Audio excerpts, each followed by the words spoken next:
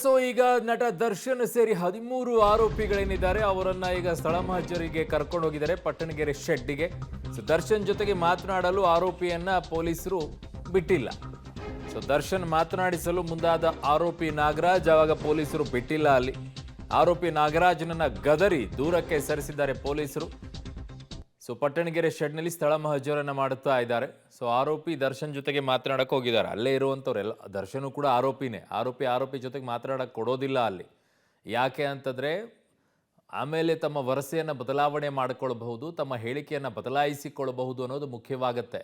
So ಅಲ್ಲಿ ಬಿಳಿ ಬಣ್ಣದ ಬಟ್ಟೆಯನ್ನು ಹಾಕ್ಕೊಂಡಿದ್ದಾರಲ್ವಾ, ಅವರೇ ಮಾತನಾಡುವಂಥ ಪ್ರಯತ್ನವನ್ನು ಮಾಡ್ತಾರೆ. ಬಟ್ ಅವಕಾಶವನ್ನು ಮಾಡಿಕೊಡೋದಿಲ್ಲ, ಸೈಡ್ ಸರಿಸ್ತಾರೆ ಅಲ್ಲಿಗೆ.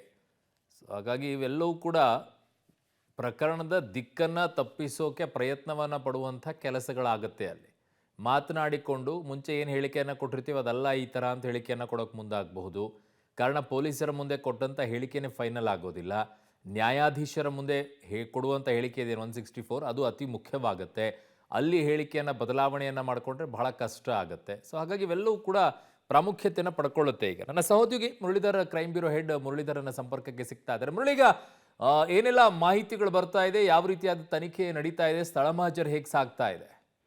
ಅರುಣ್, ಪ್ರಮುಖವಾಗಿ ಘಟನಾ ನಡೆದ ಸ್ಥಳ, ಹತ್ಯೆ ನಡೆದಂತ ಸ್ಥಳಕ್ಕೆ ಎಲ್ಲ ಆರೋಪಿಗಳನ್ನು ಕೂಡ ಕರ್ಕೊಂಡು ಬಂದು ಸ್ಥಳ ಮಹಜರನ್ನ ಮಾಡ್ತಾ ಇದ್ದಾರೆ. ಯಾಕಂದ್ರೆ ರಾಘವೇಂದ್ರ ಫಸ್ಟ್ ಆತನನ್ನ ಚಿತ್ರದುರ್ಗದಿಂದ ಪಿಕಪ್ ಅನ್ನ ಮಾಡ್ಕೊಂಡು ಈ ಬೆಂಗಳೂರಿನ ಪಟ್ಟಣಗೆರೆಯಲ್ಲಿರುವಂತ ಶೆಡ್ಗೆ ಕರ್ಕೊಂಡು ಬಂದು ಇರ್ಸ್ಕೊಳ್ಳುವಂಥದ್ದು. ಅಂದ್ರೆ ಶನಿವಾರ ಸರಿಸುಮಾರು ಮಧ್ಯಾಹ್ನದ ಜಾವದಲ್ಲಿ ಆತನನ್ನ ಕರ್ಕೊಂಡು ಬಂದು ಇರ್ಸ್ಕೊಂಡಿದ್ರು ಅನ್ನೋದ್ರ ಬಗ್ಗೆ ಮಾಹಿತಿಗಳು ಸಿಗ್ತಾ ಇದಾವೆ. ಆ ಹಿನ್ನೆಲೆಯಲ್ಲಿ ಇಲ್ಲಿಗೆ ಬಂದು ಆತನಿಗೆ ಹೊಡೆದಂಥದ್ದು ಮತ್ತು ಹಲ್ಲೆಯನ್ನ ಮಾಡಿದಂಥದ್ದು, ಬಳಿಕ ಆತನ ಹತ್ಯೆ ಆಗಿದಂಥದ್ದು, ಈ ಎಲ್ಲದಕ್ಕೂ ಸಂಪೂರ್ಣವಾಗಿ ಮಾಹಿತಿಗಳನ್ನ ಕಲೆ ಹಾಕ್ತಿದ್ರೆ. ಆರೋಪಿಗಳಾದಂತ ದರ್ಶನ್ ಇರ್ಬೋದು, ಪವಿತ್ರ ಗೌಡ ಇರ್ಬೋದು, ಅಂದ್ರೆ A1 ಆರೋಪಿ ಪವಿತ್ರ ಗೌಡ, A2 ಆರೋಪಿ ದರ್ಶನ್, ಅದಾದ ನಂತರ A3 ಆರೋಪಿ ಪವನ್ ಇರ್ಬೋದು, ಇವರೆಲ್ಲರನ್ನೂ ಕೂಡ ಈಗಾಗಲೇ ಎಲ್ಲರನ್ನೂ ಕೂಡ ಸ್ಥಳಕ್ಕೆ ಕರ್ಕೊಂಡ್ ಬಂದು ಸ್ಥಳ ಮಹಜರನ್ನ ಮಾಡ್ತಾ ಇದ್ದಾರೆ. ಪ್ರತ್ಯೇಕವಾಗಿ ಒಬ್ಬೊಬ್ಬರನ್ನೇ ಕರ್ಕೊಂಡು ಹೋಗಿ ಒಳಗಡೆ ಹೇಳಿಕೆಗಳನ್ನ ಪಡ್ಕೊಳ್ತಾರೆ ಅಂತದ್ದು. ಎಲ್ಲರನ್ನೂ ಕೂಡ ಶೆಡ್ ನಿಂದ ಆಚೆ ನಿಲ್ಸಿದ್ದಾರೆ. ಅಂದ್ರೆ ಈಗ ಏನು ವೇಸ್ಟ್ ಗಾಡಿಗಳನ್ನ ಏನ್ ನಿಂತಿದಾವೆ, ಆ ಗಾಡಿಗಳ ಒಳಗಡೆ ಇನ್ನೊಂದು ಆಫೀಸ್ ಅಂತ ಏನ್ ಹೇಳ್ತಾರೆ, ಕಚೇರಿ ಅಂತ ಹೇಳ್ತಾರೆ, ಕಚೇರಿಯ ಒಳಗಡೆ ಈ ಹತ್ಯೆ ನಡೆದಿರುವಂತದ್ದು. ಆ ಹಿನ್ನೆಲೆಯಲ್ಲಿ ಪ್ರತಿಯೊಬ್ಬರನ್ನು ಕೂಡ ಪ್ರತ್ಯೇಕವಾಗಿ ಕರ್ಕೊಂಡು ಹೋಗಿ ಆತನ ಹೇಳಿಕೆಗಳನ್ನ ಪಡ್ಕೊಳ್ಳುವಂಥದ್ದು ಮತ್ತು ವಿಡಿಯೋ ರೆಕಾರ್ಡ್ ಗಳನ್ನ ಮಾಡ್ಕೊಳ್ತಾ ಇರೋಂಥದ್ದು. ಯಾಕಂದ್ರೆ ಒಬ್ಬೊಬ್ಬರ ಹೇಳಿಕೆ ಇನ್ನೊಂದು ಬೇರೆ ಬೇರೆ ರೀತಿ ಆಗ್ಬಾರ್ದು ಅಂತ ಹೇಳಿ ಪ್ರತಿಯೊಬ್ಬರನ್ನು ಕೂಡ ಒಬ್ಬರ ಹೇಳಿಕೆಯಿಂದ ಇನ್ನೊಬ್ರು ಇನ್ಫ್ಲೂಯೆನ್ಸ್ ಆಗಿ ಅವರು ಅದೇ ರೀತಿಯ ಹೇಳಿಕೆಗಳನ್ನ ಕೊಡಬಾರದು, ಒಂದೇ ರೀತಿಯ ಹೇಳಿಕೆಗಳು ದಾಖಲಾಗಬಾರ್ದು, ಅವರು ಈ ಪ್ರಕರಣದಲ್ಲಿ ಯಾವ ರೀತಿಯ ಪಾತ್ರ ವಹಿಸಿದ್ದಾರೆ ಏನು ಅನ್ನೋದ್ರ ಬಗ್ಗೆ ತಿಳ್ಕೊಳ್ಳೋದಕ್ಕೋಸ್ಕರ ಈ ರೀತಿಯಲ್ಲಿ ಮಾಡ್ತಾ ಇರುವಂತದ್ದು. ಆ ಹಿನ್ನೆಲೆಯಲ್ಲಿ ಪ್ರತಿಯೊಬ್ಬರನ್ನು ಕೂಡ ಪ್ರತ್ಯೇಕವಾಗಿ ಕರ್ಕೊಂಡು ಹೋಗಿ ಹೇಳಿಕೆಗಳನ್ನ ಪಡ್ಕೊಳ್ತಾ ಇದ್ದಾರೆ ಮತ್ತು ಅದು ವಿಡಿಯೋ ಚಿತ್ರೀಕರಣವನ್ನು ಕೂಡ ಮಾಡ್ಕೊಳ್ತಾ ಇರುವಂತದ್ದು. ಇದರಲ್ಲಿ ದರ್ಶನ್ ಮತ್ತು ಪವಿತ್ರ ಗೌಡ ಇಬ್ಬರನ್ನು ಕೂಡ ಈಗ ಹೊರಗಡೆನೆ ರಸ್ತೆಯಲ್ಲೇ ನಿಲ್ಸಿದ್ದಾರೆ.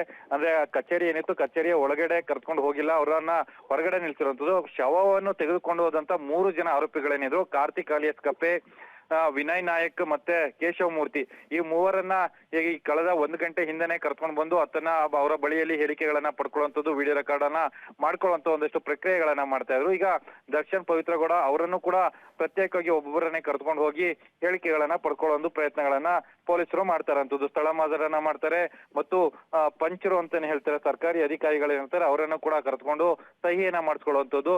ಅದಕ್ಕೆ ಪೂರಕವಾದ ಸಾಕ್ಷಿಗಳೇನಿರುತ್ತೆ, ಆ ಸಾಕ್ಷಿಗಳು ಜೊತೆಗೆ ಹತ್ಯೆ ಮಾಡ್ಲಿಕ್ಕೆ ಬಳಸಿದಂತ ಲಿಪಿಸ್ ಪಟ್ಟಿ ಇರ್ಬೋದು, ಅಂದ್ರೆ ನಾವೇನ್ ಹೇಳ್ತೀವಿ ಕಟ್ಟಿಗೆಯ ಪಟ್ಟಿ ಅಂತ ಹೇಳ್ತೀವಿ, ಅದು, ಅದಾದ ನಂತರ ಕೋಲು, ಮತ್ತೆ ಆತನನ್ನ ಕಟ್ಟಿ ಹಾಕಿ ಹಲ್ಲೆಯನ್ನ ಮಾಡಿದ್ರು ಮತ್ತು ಆತನ ಮರ್ಮಾಂಗಕ್ಕೆ ಒದ್ದಿದ್ರು ಅನ್ನೋದ್ರ ಬಗ್ಗೆ ಪೋಸ್ಟ್ ಮಾರ್ಟಮ್ ರಿಪೋರ್ಟ್ ಗಳಲ್ಲಿ ಬಂದಿರುವಂತದ್ದು ಮತ್ತು ರಿಮೈಂಡ್ ಕಾಪಿಯಲ್ಲೂ ಕೂಡ ಅದನ್ನ ಉಲ್ಲೇಖವನ್ನ ಮಾಡಿದ್ದಾರೆ. ಹತ್ಯೆ ಮಾಡ್ಲಿಕ್ಕೆ ಬಳಸಿದಂತ ವೆಪನ್ ಗಳೇನಿತ್ತು ಅದನ್ನು ಕೂಡ ಸೀಸ್ ಮಾಡುವಂತ ಒಂದಷ್ಟು ಪ್ರಕ್ರಿಯೆಗಳು ನಡೀತಾ ಇದಾವೆ. ಯಾಕಂದ್ರೆ ಇದು ಹತ್ಯೆ ಆಯ್ತು, ಆತ ಬಾಡಿಯನ್ನೇ ತೆಗೆದುಕೊಂಡು ಹೋಗಿ ಬಿಸಾಡ್ಬೇಕು ಅಂತ ಹೇಳಿ ಅಂದ್ಕೊಂಡಂತವ್ರು ಆ ಹತ್ಯೆಗೆ ಬಳಸಿದಂತ ಆಯುಧಗಳೇನಿತ್ತು ಆಯುಧಗಳನ್ನ ಕೂಡ ಬಿಸಾಡಿರುವಂತ ಸಾಧ್ಯತೆಗಳೇ ಹೆಚ್ಚಾಗಿರ್ತವೆ, ಅದನ್ನ ನಾಶಪಡಿಸಿರುವಂತ ಸಾಧ್ಯತೆಗಳಿರ್ತವೆ. ಅದಕ್ಕೋಸ್ಕರ ಅದ್ರ ಬಗ್ಗೆನೂ ಕೂಡ ಹೇಳಿಕೆಗಳನ್ನ ಪಡ್ಕೊಳ್ಳೋ ಒಂದು ಪ್ರಯತ್ನಗಳನ್ನ ಪೊಲೀಸರು ಮಾಡ್ತಾ ಇರುವಂತದ್ದು.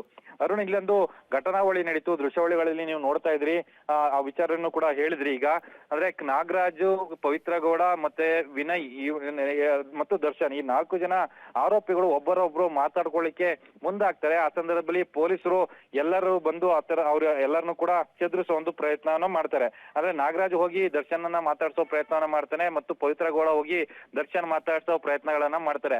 ಆ ಹಿನ್ನೆಲೆಯಲ್ಲಿ ಅವರನ್ನ ದೂರಕ್ಕೆ ಕಳಿಸುವಂತ ಏನೋ ಪೊಲೀಸರು ಮಾಡ್ತಾರೆ. ಯಾಕೆಂದ್ರೆ ಯಾರು ಕೂಡ ಒಬ್ಬರ ಹೇಳಿಕೆ ಮೇಲೆ ಇನ್ನೊಬ್ರು ಇನ್ಫ್ಲೂಯೆನ್ಸ್ ಆಗುವಂತದ್ದು ಅಥವಾ ಸಾಕ್ಷ್ಯಗಳನ್ನ ಮುಚ್ಚಾಕುವಂತದ್ದು ಈ ರೀತಿಯ ಸಾಧ್ಯತೆಗಳು ಇರ್ತವೆ. ಆ ಹಿನ್ನೆಲೆಯಲ್ಲಿ ಪ್ರತ್ಯೇಕವಾಗಿ 13 ಜನ ಏನಿದ್ದಾರೆ 13 ಜನ